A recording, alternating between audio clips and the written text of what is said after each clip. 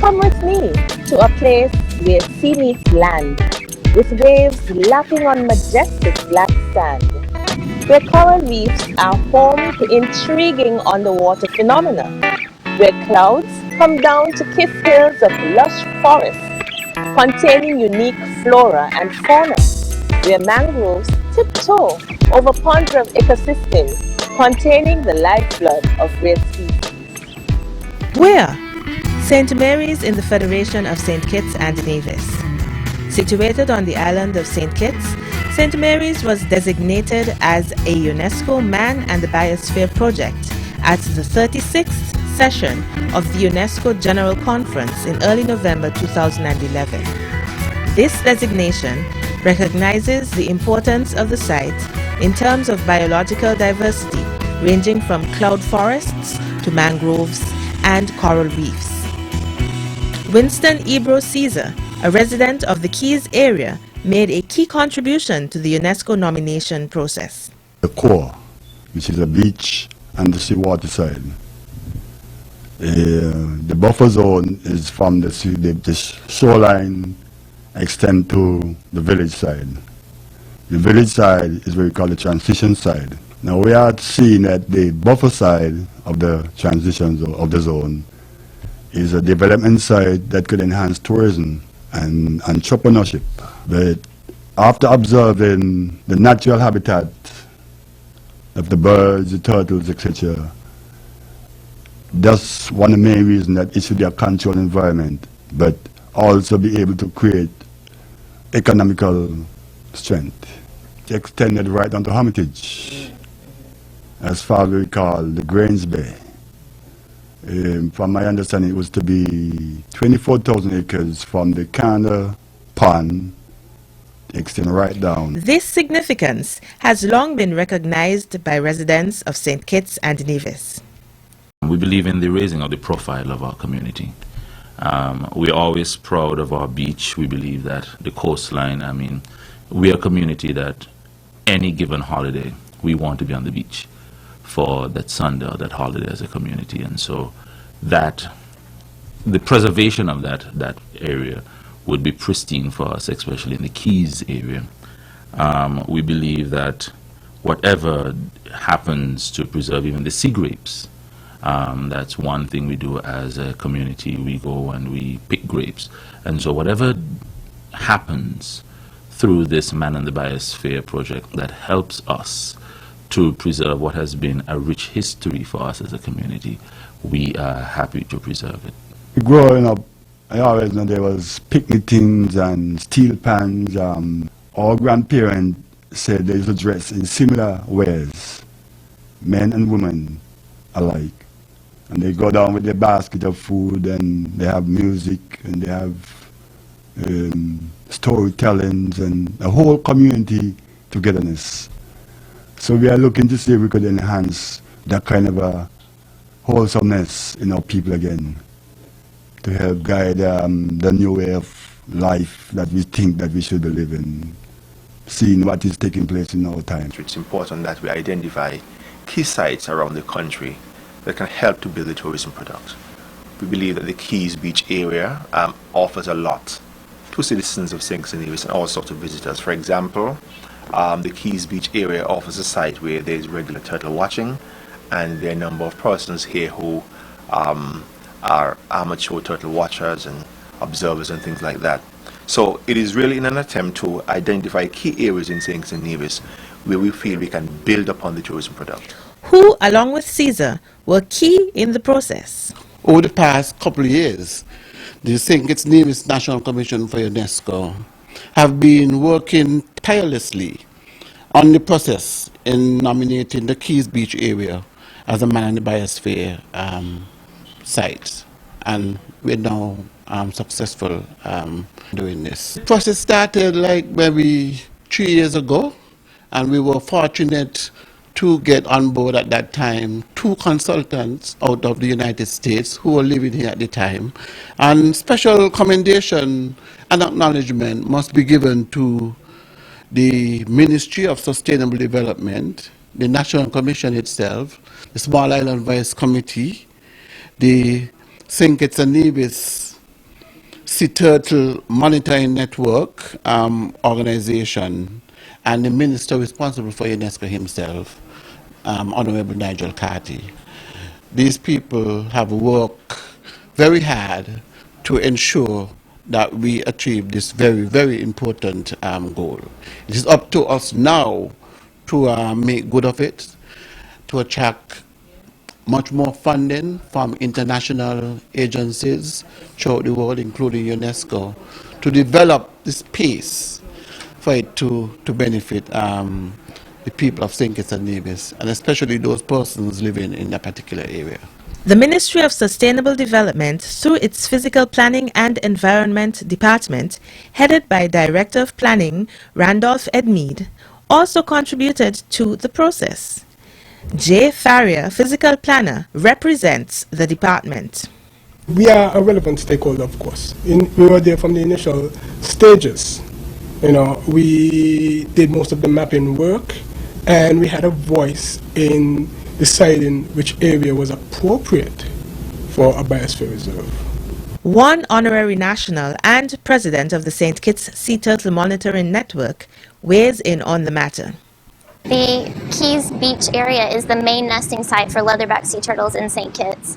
Our second beach is North Friars, but Keys hosts around 40 to 65 adult females each year.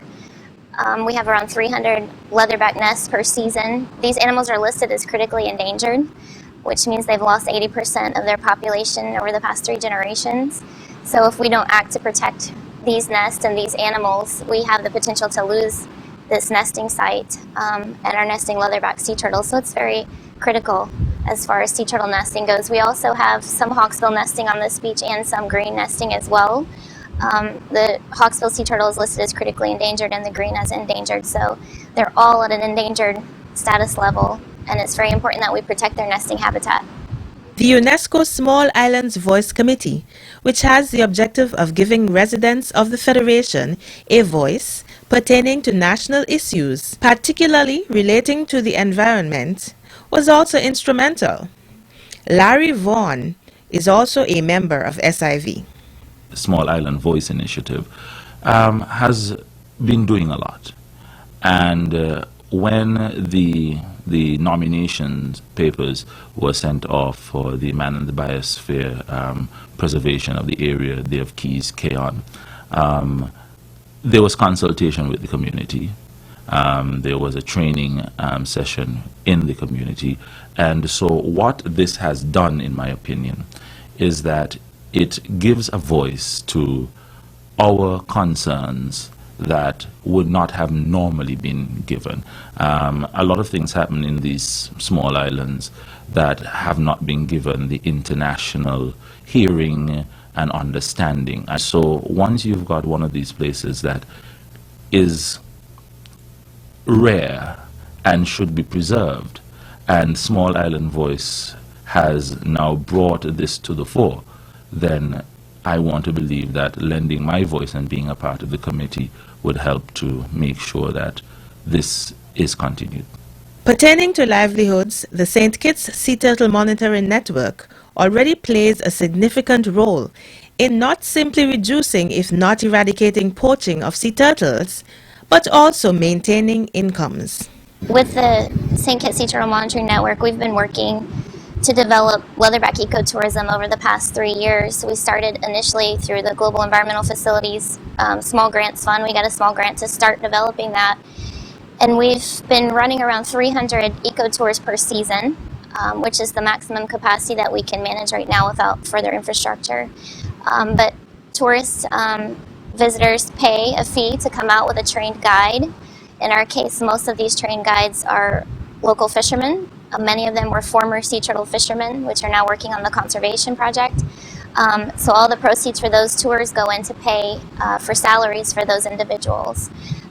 Last year we were able to fund, we had 9 individuals working on the project. Some were funded through the university, and then 3 at least were funded through Leatherback Ecotours alone. So with further infrastructure developed and more marketing, now that this area is protected, we have the ability to develop this. Another thing we're really working towards is getting an interpretive center so that we can not only target overnight guests that are coming in to see these nesting leatherbacks, but also guests that are coming in on cruise ships that can come through, see educational exhibits, have some of the staff teach them about sea turtles, the ecosystem we have here on the beach, the nesting birds that we have here. That would serve as another tour area. Also, we have a recycled glass project where we take broken glass and form it into jewelry. That would be an area where we could actually have demonstrations where this jewelry product was made and sold. So the potentials for ecotourism related to sea turtles are really endless for us here in St. Kitts. We have the opportunity to be a leader in that area in the Caribbean, and the designation of this area as a protected biosphere reserve has really moved that process forward. We're very excited about it. An official certificate provides proof of the designation. This was handed over to Honorable Patrice Nisbet, who was the then Acting Minister of Education. So what's next? Basically, to put a management plan in place, that's first and foremost, and the management plan has to include the community. That's a very important characteristic of a biosphere reserve, the community involvement, the human development aspect. So I would envision that those two would be next, a management plan and getting the community on board. That there are some areas that would be given activities similar to what happens at the Strip. I'm told that the Keys Beach has been considered because of that long stretch of sand that would be open to sunbathing and that kind of activity. Whatever happens there, and if it gives economic activity, but once it preserves that turtle nesting, because at some point there might be the noise that comes with it, and one doesn't know if noise would turn back the turtles that would come for nesting, and so one has to be very careful once you look at the tourism aspect of it. But once we look at the man and the biosphere aspect of it, where we're looking at preserving what is the natural in the flora and the fauna of the area, then hey, we are happy as a community for that. But on the behalf of the activities, being able to advance activities in a 24-acre zone that comprise 3 communities in the northeast area, I think the younger people, especially the male, who is so fascinated now on the computer system and the music is now showing a lot of clips from different places and very beautiful sites. So I think we have a lot of work to be done with the youths when it comes to their development into the new way of high-tech order. We have photography, we have sightseeings, they have activities that they can get involved in because it's about them. Myself is a part of the shareholder ownership there already, which is that is to come. So now that it's all work out, I have a clearer aspect where I'm heading for. Mine is as music and food, enhancing a different type of food to how we eat. Everybody say, culture food, but where's the culture food? So all this will help the people to come from far and near and have some regular activities there 24 hours, I hope. Well, for sea turtles specifically, when you look at leatherback ecotourism, for example, one of the primary uses that we've had for sea turtles in our past was harvesting them. When you have a sea turtle come up and you harvest her, you've removed her from the population, so you've made money off of that turtle one time. But when you look at a leatherback sea turtle, for example, she can come up to nest up to 12 times in one nesting season. So charging a tour fee for those visitors to view this sea turtle with a trained guide, our base fee is $60 US. They get 4 hours with a guide of intense education. They get a beverage and information on sea turtles. Each time that turtle comes up, we take out 10 people to view her. You look at it, that's $600 US per tour. She has the potential to generate over $6,000 US per season. And then she'll come back 2 years from now if we protect the habitat and our nesting turtles to nest again. So that's a renewable source of income. that is very exciting for St. Kitts and from an ecotourism perspective. And then looking at the spin-off of not only viewing the turtles, but the potential for the Keys community itself to have a bed and breakfast type situation in the community where we're attracting individuals that are interested in ecotourism, that see St. Kitts as a leader in sea turtle conservation, coming and staying, eating locally, staying within the community, coming down and participating in the tour process. Also, not only from a sea turtle perspective, but from nesting birds, daytime tours. We have least terns and Wilson's plovers that actually nest here. Both species of those animals, one is threatened and one is listed as endangered throughout their range in North America. They nest right out here on the beach in what we call little scrapes, so their nests are not very protected from the environment. So that's another opportunity for tourists to learn about another species that's very important here on the beach. So the potential for ecotourism here is really limitless. We are a small country. We have some beaches, we have good sun, we have good weather.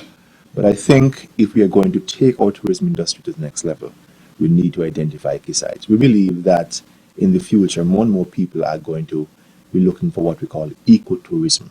They're coming to places where there are reserves with animals and species of plants which perhaps don't exist anywhere else. And we believe that the Keys Beach area offers us that kind of opportunity.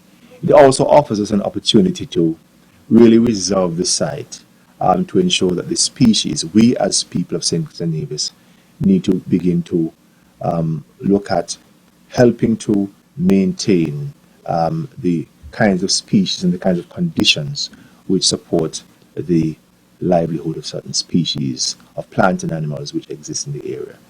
This, we believe, is very important. You may also have heard about the OPAL project, which is the OECS Protected Areas and Livelihoods project, where we have reserved every part of St. Kitts and Nevis falling above 1,000 feet above sea level as an area which will not be exploited or explored. All of these things are in recognition of the fact that we need to protect the environment. We need to keep it for our children or grandchildren, because if we depend upon tourism and if we are going to help our people to really build a life around tourism and other related activities, then we have to care for the environment and we have to care for the things that are around us. Where is the monetary investment to be found? Or, at least, where is the seed funding going to come from? What does the UNESCO MAB designation in itself mean to the Federation? Who best to answer than Antonio Maynard? We are indeed very pleased that the Keys Beach area in St. Kitts is now inscribed and included in the World Network of Biosphere Reserve in the UNESCO Man and the Biosphere program. In fact, we are especially proud of this designation as it constitutes the first ever MAB site in the English-speaking Caribbean region. So we're very, very proud about that. It is a great opportunity for us now to work towards developing this site in collaboration with the residents that live in the area and other stakeholders. The site will also be developed as a learning tool for climate change adaptation practices for students in particular, as well as a tourism attraction in the future. It is now up to the residents of the area to seek funding, and with the assistance of government agencies and other private partners, make sure that the proposed plans come into reality. The immediate effects will be felt by the people of Keys and by St. Kitts and Nevis in general, but the long-term effect is expected to be felt globally.